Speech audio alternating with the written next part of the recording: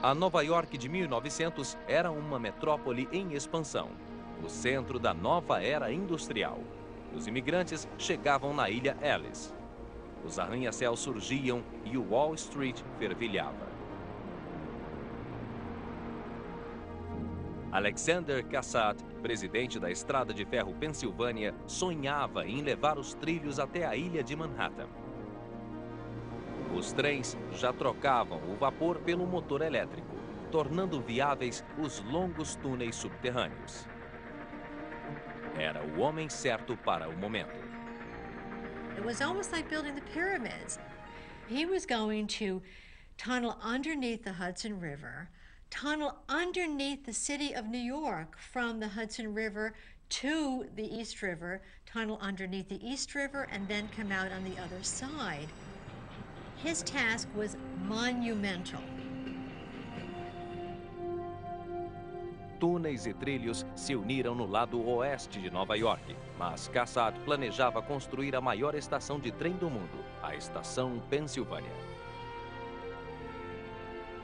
O arquiteto Charles McKean imaginava a estação como um espaço grandioso e nobre, um portal majestoso acolhendo viajantes a um marco histórico local. De 1903 até 1910, uma torre de aço e vidro foi erguida entre a Avenida 7 e a Rua 33. Com centenas de vidros sustentados por delicadas armações de ferro, o desenho se inspirara no Palácio de Cristal da Feira Mundial de 1852, em Londres. 30 colunas de granito rosa guardavam uma entrada que lembrava o Partenon. Dentro, o salão principal tinha 15 andares de altura até um teto em forma de abóboda. A luz do sol penetrava pelo vidro até um grande templo de espaço e luz. Inspirado nos banhos romanos de Caracaula, este saguão simbolizava o antigo ideal de democracia. Aqui, pessoas de todos os níveis sociais se misturariam como iguais.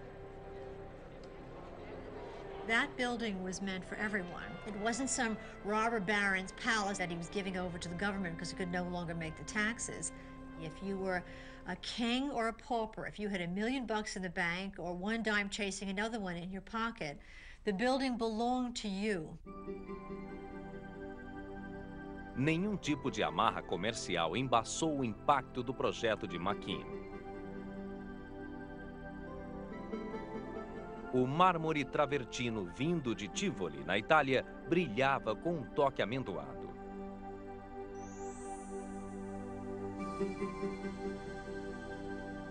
A Penn Station foi criada em uma série de ambientes. Depois da calma clássica da sala de espera, os viajantes seguiam para uma gare fervilhante, cheia de atividade. Your mind took a journey long before you got on a train. And then when you hear the train announcer's voice, it almost sounded like a train whistle in the night. His voice would bellow out over this huge space. There was a great deal of drama and movement in the room. It was a room of journeys, and you sensed that when you were in the concourse of Pennsylvania Station. No seu auge, a Penn Station recebeu mais de 100 milhões de passageiros por ano. Durante a Segunda Guerra Mundial, soldados a caminho do leste para a Europa ou do oeste para o Pacífico passavam pela Penn. Uma série de imensos murais enfatizavam a sensação de patriotismo. Eleanor Roosevelt aparecia sem avisar para conversar com os rapazes de uniforme. Apesar da crise, uma certa gentileza sobreviveu. As babás da Penn Station cuidavam de bebês, permitindo que as mães se despedissem de seus maridos. Talvez pela última vez.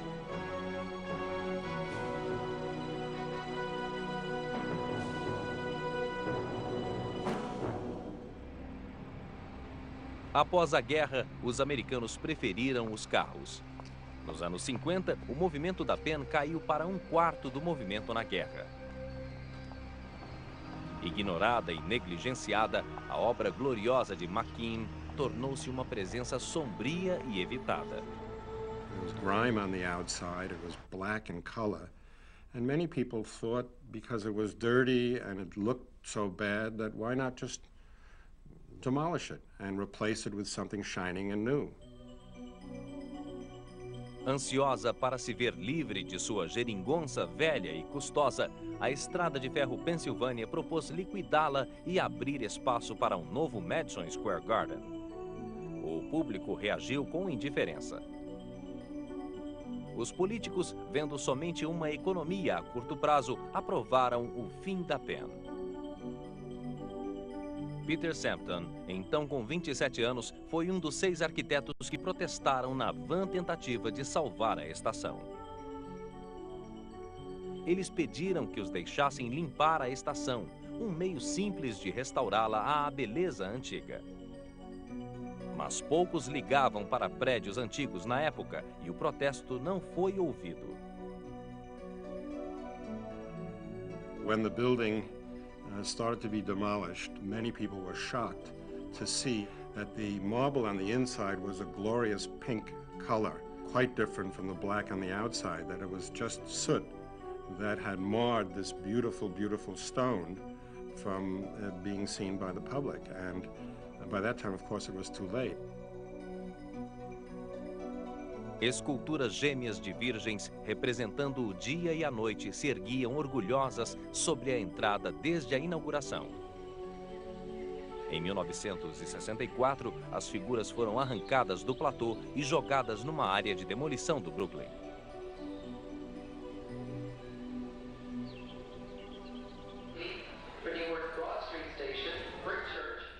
A Penn Station foi substituída por outra de mesmo nome que não podia ser mais diferente. Lúgubre e melancólica, a nova estação é um caixote abafado cheio de viajantes que escapam de seu confinamento o mais rápido possível. Com o passar dos anos, as pessoas perceberam que, ao perder a Penn, perderam uma testemunha ocular da história. World War I, World War II, our Depression, the Jazz Age, all of our private farewells, all of our private hellos, all of our smiles, all of our tears, our history was in that station. So when Pennsylvania Station was destroyed, a lot of our history went with it. A sina da Pennsylvania Station inspiraria um movimento nacional de preservação. Em Nova York, uma comissão de preservação de monumentos foi criada com amplo poder para proteger prédios. A comissão resgatou da demolição boa parte da Nova York antiga, inclusive o outro grande portal da cidade, o terminal Grand Central. As gerações futuras apreciarão os detalhes de época e as esculturas de pedra do terminal. E numa rara guinada da sorte, as criações de Charles McKean ganharam uma segunda chance. A agência de correios Romanesque Farley, na 8ª Avenida em Nova York, outra obra de McKean e a um quarteirão da Penn Station original, logo se tornará a terceira Penn Station. E o legado da estação de trens continuará no prédio resgatado e sua próxima morada.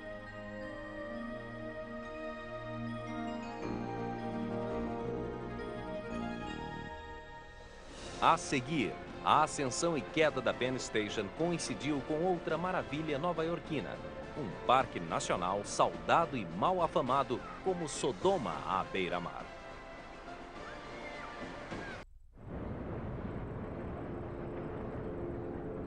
Hoje, Coney Island é um fantasma de si mesma. Um pequeno parque de diversões que só abre no verão. Há um século, esta calçada resplandecia, acolhendo quem chegasse à América. Uma hora antes de passar pela Estátua da Liberdade, milhões de imigrantes cansados eram alegrados pelas luzes brilhantes de Coney Island. Localizada na parte leste do Brooklyn, a 15 quilômetros de Manhattan, Coney Island era a Disneylândia da época. A partir de 1880, Coney recebeu fama mundial de parque de diversões da América. Em Berlim, Moscou e Singapura, todos conheciam Coney Island. Os que tinham sorte de vir para a América logo pediam para visitar a infame Sodoma à beira-mar. A era dourada de Coney começou em 1897 com o parque Steeplechase, o primeiro de 3 enormes parques de diversão. Seu símbolo ficou conhecido mundialmente como o Homem de Steeplechase. For generations, he was as familiar to Americans as the Indian on the nickel. Everybody knew what the steeplechase man meant. It's sort of an accurate reflection in a way of Coney Island. He's friendly, he's also a little threatening. He's cheerful, he's also a little dirty-minded.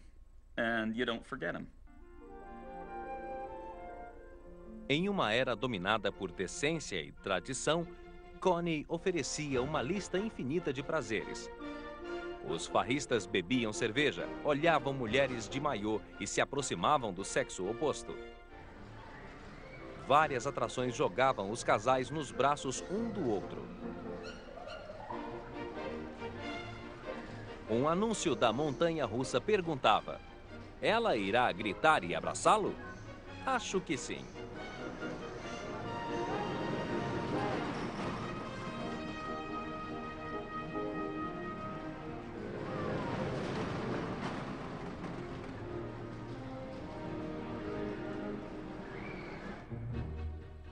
O mestre de cerimônias George Tillieu construiu o parque Steeplechase e enriqueceu explorando uma ideia simples: as pessoas aguentarão qualquer humilhação pelo prazer de ver outros passarem pela mesma coisa. You would get off the horse after a steeplechase ride, and the only way you could get out was going across a small, brightly lit stage where a dwarf with a cattle prod would shock you, where if you were a woman, a jet of air would blow your skirt up around your head. You go through this wretched 4 seconds, but then you got to go sit in a little theater that till you called the Blowhole Theater and watch the stage. And it was America's longest running show. It ran till the park shut down. Em 1893, quando visitava a Feira Mundial em Chicago, Tillieu ficou impressionado com a primeira roda gigante, outra maravilha perdida. Ele tentou comprá-la, mas ela já estava reservada para outro expositor. So he did what any good showman would do. He came back to Coney, rented a strip of land, said on this site is going to be built the largest Ferris wheel in the world. On the strength of that, rented out a lot of concession space around it, and then put up a Ferris wheel that was about half the size of the original. Por várias décadas, Coney Island serviu de teste para novos brinquedos e atrações.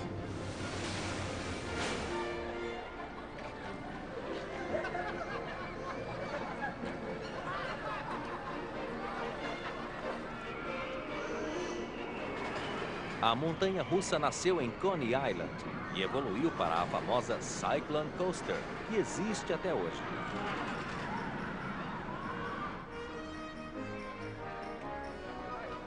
Coney, com sua predileção por nova tecnologia, nos deu uma visão do futuro. Em 1905, era possível dirigir o futurístico automóvel. Os aviões apareceram logo depois que os irmãos Wright levantaram voo. Logo depois, mais 2 enormes parques de diversão apareciam: Dreamland e o temático Luna Park. Mais que qualquer brinquedo, número de circo, filme ou peça de teatro, a maior atração era a iluminação intensa de 1 milhão de lâmpadas, uma verdadeira noite elétrica. People were just beginning to get electricity in their homes. The whole electrification of Manhattan had only started less than a generation earlier.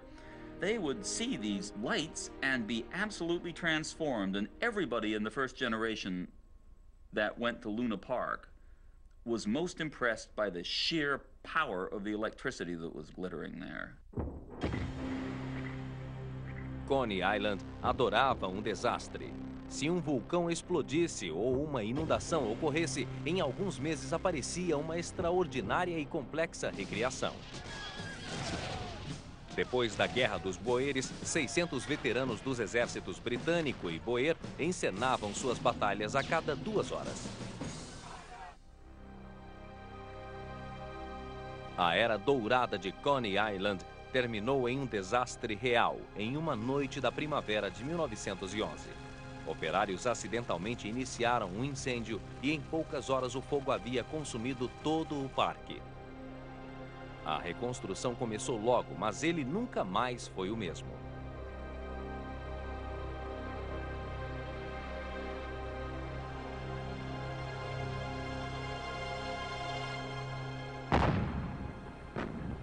Logo depois, a atenção mundial se voltou para uma catástrofe global.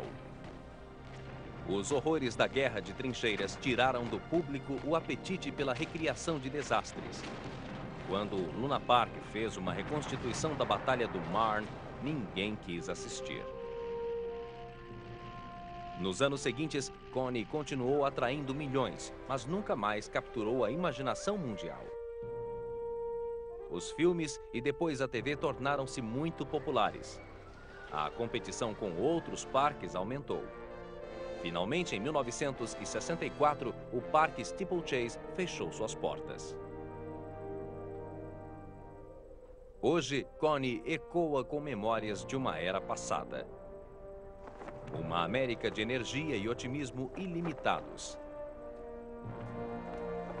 Mas poucas de suas atrações sobreviveram. São tristes memórias de um espetáculo brilhante que hoje se perdeu. O Cyclone Coaster, o Parachute Drop, a Wonder Wheel e a inconfundível calçada que trouxe com ela o século XX.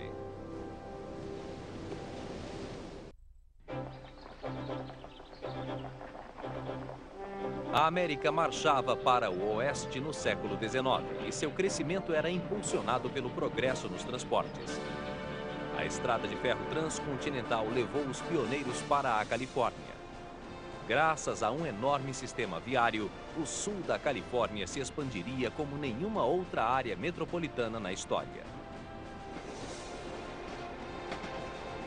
Em 1910, o bonde da Pacific Electric transportava 1.100 passageiros por 1.400 quilômetros de trilhos. Por um níquel, era possível cruzar os 120 quilômetros de Canoga Park até San Bernardino, ou de Burbank até as praias do litoral. Novas cidades surgiam ao lado dos trilhos. Os corretores apoiavam a construção de linhas férreas perto de seus empreendimentos, recomeçando o processo em outro lugar. Em 1940, 1,5 milhão de angelinos viviam em municípios diferentes.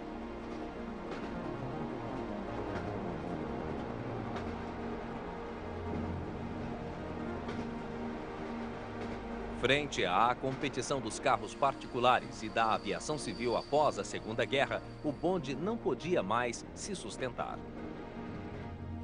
Seu fim foi apressado pela General Motors, Standard Oil e Firestone, que formaram consórcios secretos para comprar e desmembrar empresas de bondes em todo o país. And it finally got to the point that these companies were actually sued and they were found guilty of trying to monopolize this kind of business, and they were hit with a whopping fine of $5,000, which, of course, to General Motors or Standard Oil was hardly even a drop in the bucket. Sem os bondes, os angelinos ocuparam as autoestradas. Só anos depois, Los Angeles percebeu ter descartado um recurso valioso e, com ele, um estilo de vida. It took many, many years. It took into the 70s or 80s before some respected, knowledgeable people began to realize that no matter how many freeway lanes you put down, you still were going to have too many automobiles and buses and trucks on them. But by that time, all these rights of way had been lost.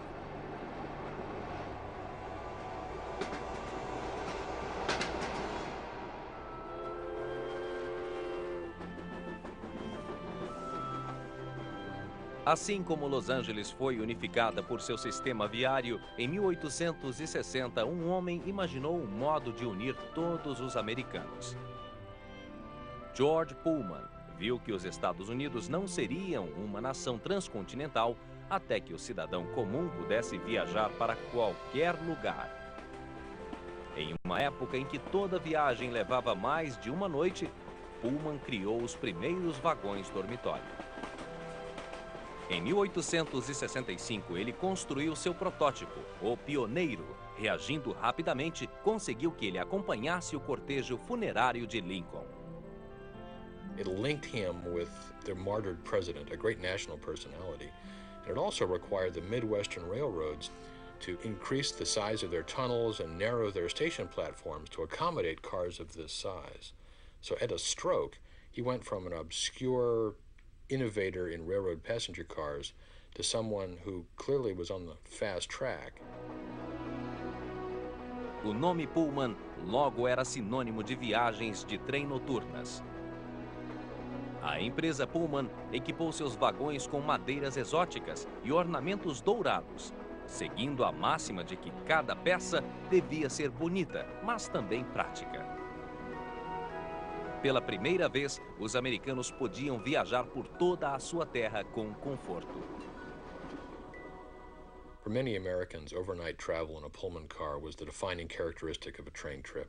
You were away from home, but at the same time very comfortable because you knew that Pullman service and reliability was going to get you to your destination. You were under the care of Pullman Porter, who in some respects is a beloved personality in American popular culture. And you were assured of a distinctive and memorable experience. No seu auge, mais de 100.000 pessoas por noite dormiram em um vagão da Pullman, tornando-o o maior hotel do mundo. Com 4 milhões de toalhas e 3,5 milhões de lençóis, a empresa Pullman gastava 3 milhões de dólares por ano só com lavanderia. O melhor representante da Pullman era o Broadway Limited, um trem inteiro da Pullman que ia de Nova York a Chicago.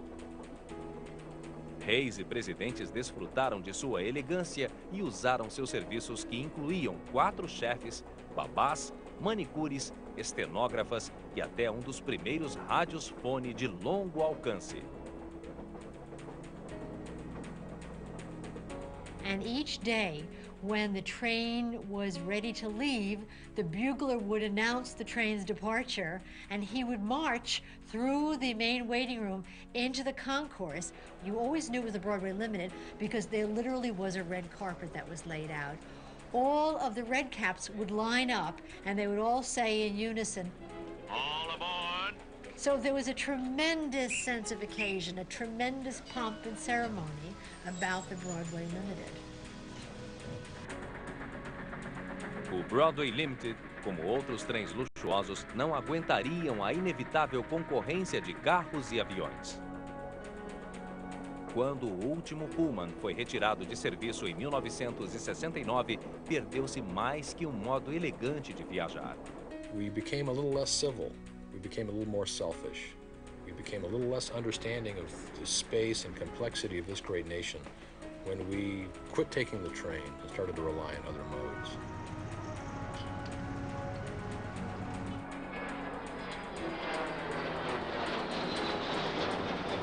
There's something that's very interesting and fun about sleeping on a train, eating on a train. As the famous Chattanooga Choo Choo song says, nothing can be finer than eating on the diner. And there's a kind of a mystique about living on a train while you're moving across the countryside.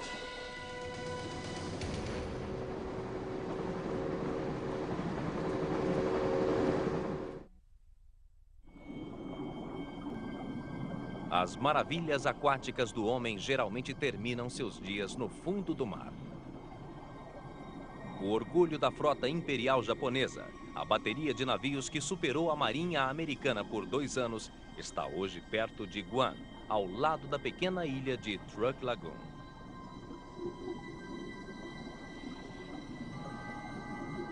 Aqui jazem as ruínas de uma grande potência naval. O gigante Heian Maru, medindo quase 500 pés, impulsionado por motores de mais de 13.000 cavalos. O Yamaguri Maru, seu casco ainda contendo 30 enormes balas, cada uma pesando 1.300 quilos.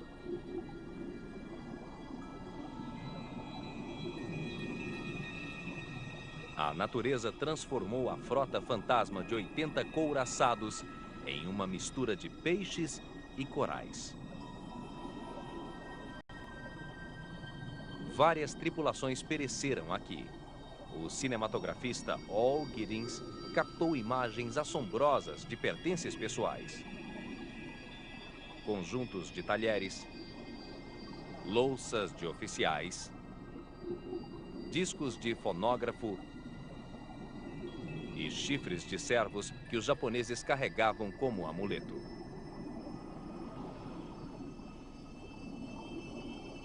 One of the unique aspects of the Ghost Fleet is that because this was a merchant fleet that had not been offloaded yet, you still have all of the cargo in place. Whole fleets of trucks that hadn't been offloaded yet. You've got some tanks, Zero planes, some of their joysticks still work.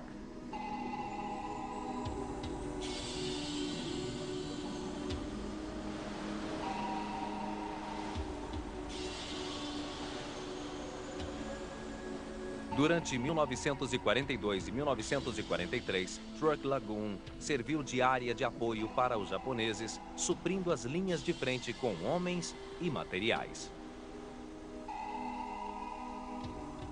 Truk tinha defesas naturais únicas.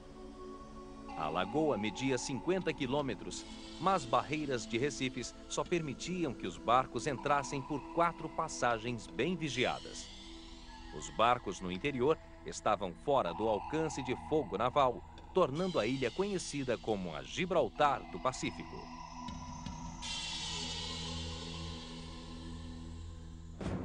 Quando o dia amanheceu em 16 de fevereiro de 1944, o céu da ilha foi coberto por bombardeiros aliados.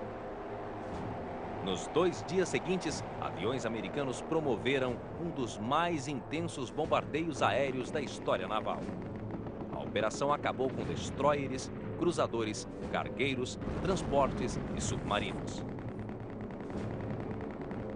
When they attacked and were victorious, there was a great joy that went up through the American and Allied forces because they had finally had their revenge for Pearl Harbor.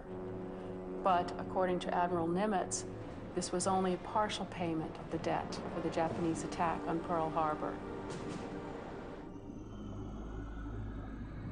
Com um único golpe ousado, a poderosa frota que mandava no Pacífico desde Pearl Harbor foi mortalmente ferida. Uma lendária fortaleza foi penetrada, arrancando o coração do Império Japonês.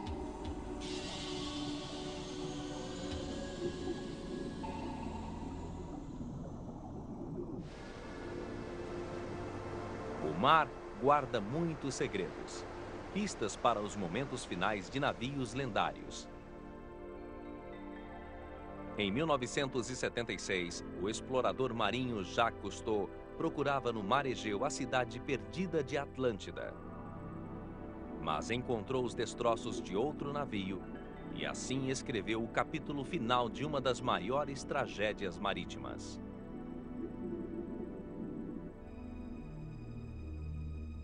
Quando o RMS Titanic afundou em 1912, seu naufrágio ressoou em todo o mundo.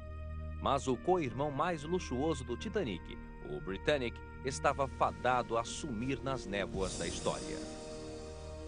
The newspapers all began calling it the Gigantic in their articles about it, and so it seems apparent that it was to be called the Gigantic, and there was even a poster created that called it the Gigantic. But when the Titanic went down, suddenly the name Gigantic was very, very arrogant, and within a month after the sinking of the Titanic, the White Star Line announced that they were going to call it the Britannic, and of course Britannic has a great feeling of British pride to it. A segurança do Britannic foi logo reforçada. Era mais alto, tinha mais salva-vidas, com portas à prova d'água e guindastes reforçados que abaixavam os botes mesmo com o navio inclinado. O Britannic era o maior navio britânico de seu tempo, 18.000 toneladas mais pesado que o Titanic. Maior e mais luxuoso que seu co-irmão, o Britannic foi o pioneiro dos transatlânticos modernos. There were so many more features that the ship had that really made it more marvelous. They had the first seagoing hairdressing salon, among other things. They had a huge pipe organ in the main staircase that I'm sure the music would carry throughout the decks. They added elevators and different features, a children's playroom up on the top deck. And in third class, they had added more drinking fountains. I mean, in every class there was something which made it better. And most of the cabins in first class had a private bathroom, which was unusual on ships up until that time. So the Britannic was really ushering in the modern, present-day of ocean liner that we know today. Mas o Britannic nunca navegaria como navio de luxo. Em 1915, antes que ele estivesse pronto, foi convocado para servir na guerra como um gigante hospital flutuante. Os adornos de luxo foram retirados e áreas públicas refeitas para entrar em salas de cirurgias e 3.300 leitos. Em 21 de novembro de 1916, enquanto o navio cruzava o Mar Egeu, atingiu uma mina, que fez um enorme buraco entre as comportas 2 e 3. No mesmo local em que um iceberg penetrara no Titanic. Em menos de uma hora, o Britannic afundou. Das 1.100 pessoas a bordo, só 38 pereceram, provando que as novas medidas de segurança funcionaram. Mas antes de completar um ano no mar, o Britannic desaparecia. The Titanic and Britannic both sank, but with the sinking of the Britannic, in a way you lost a greater ship because she was more luxurious, she was safer, she was in a way lost to history, she was sort of unknown because she had never sailed as a passenger ship and the public hadn't really come to know her yet. A vida do Britannic foi breve e seu legado foi emudecido, mas outras maravilhas perdidas ficaram dormentes por séculos, esperando um dramático...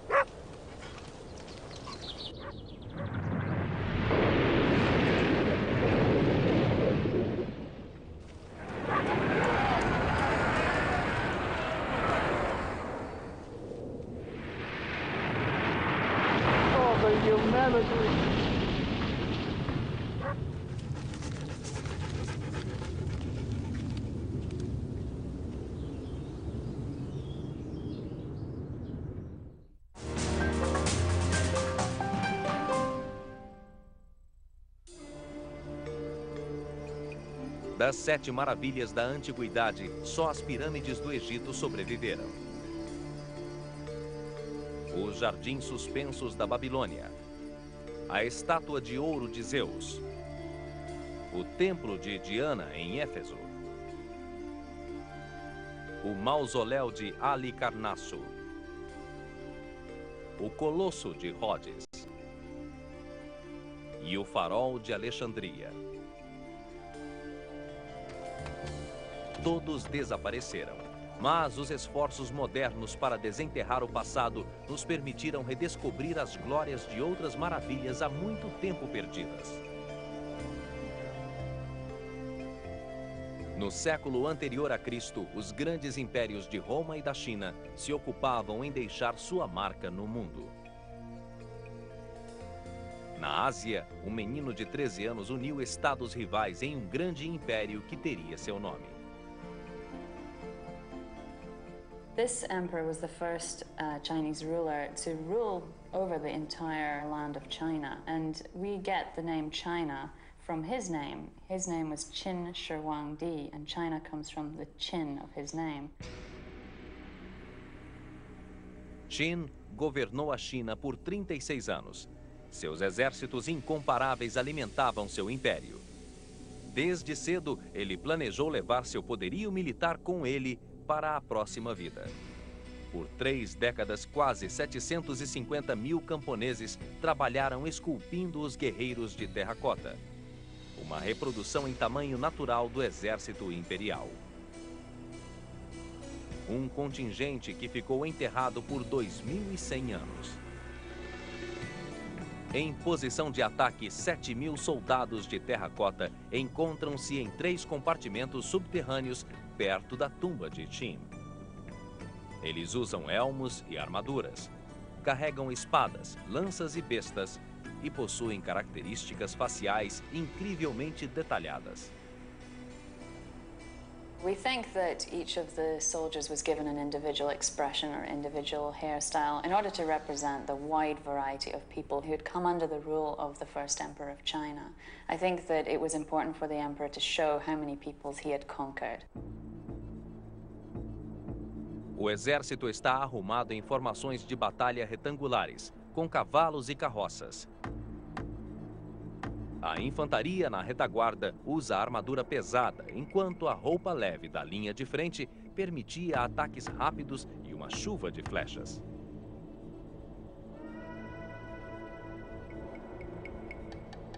The armies were aggressive. They were always on the offensive. They weren't defending the emperor against other armies. So they always went ahead to attack the other forces.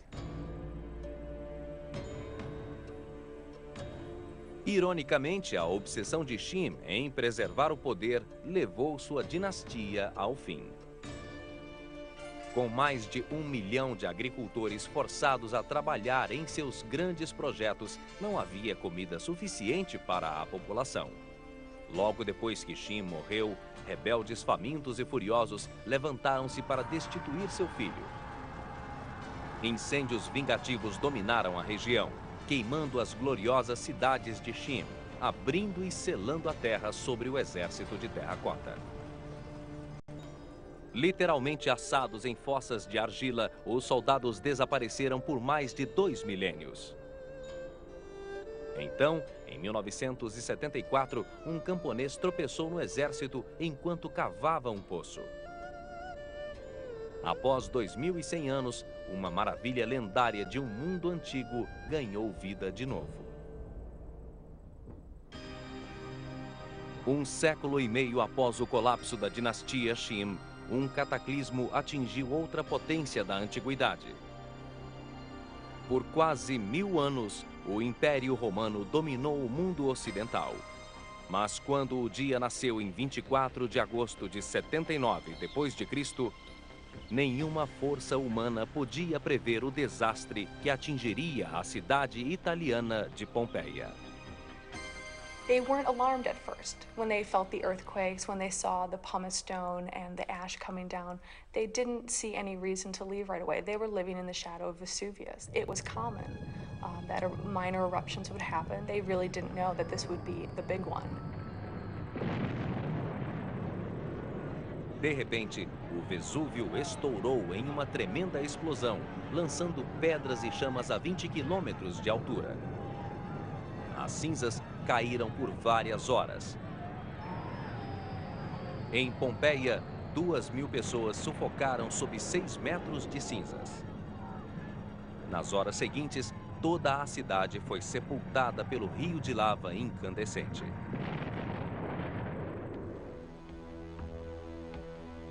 Só no século XVIII, Pompeia seria desenterrada.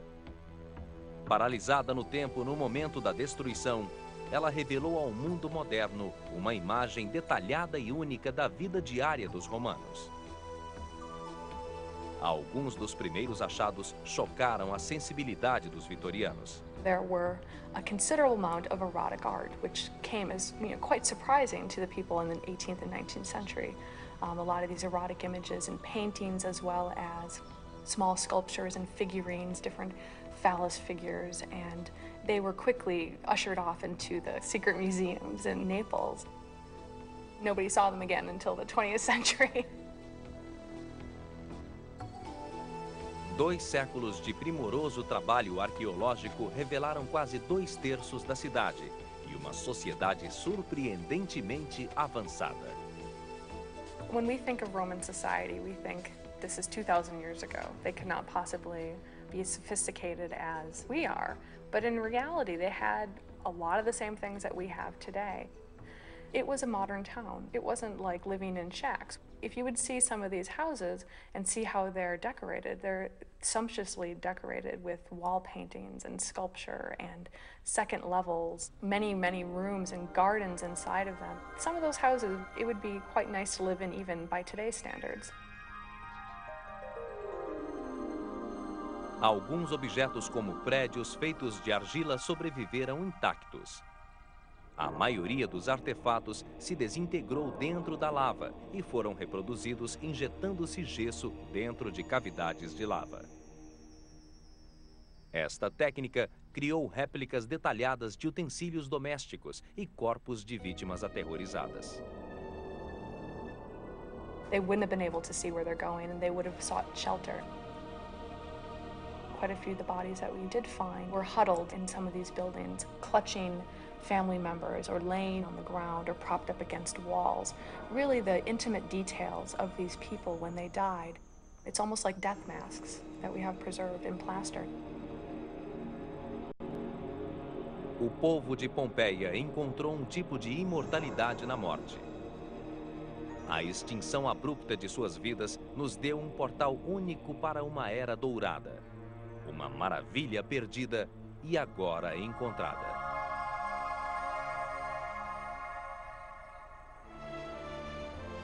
Através dos tempos, o homem colocou sua alma em criações de argila, madeira e aço. O mesmo espírito que construiu essas maravilhas nos impele a recuperá-las das cinzas da história. As maravilhas perdidas evocam sentimentos profundos, satisfazem nossos maiores anseios e incendeiam nossa imaginação coletiva.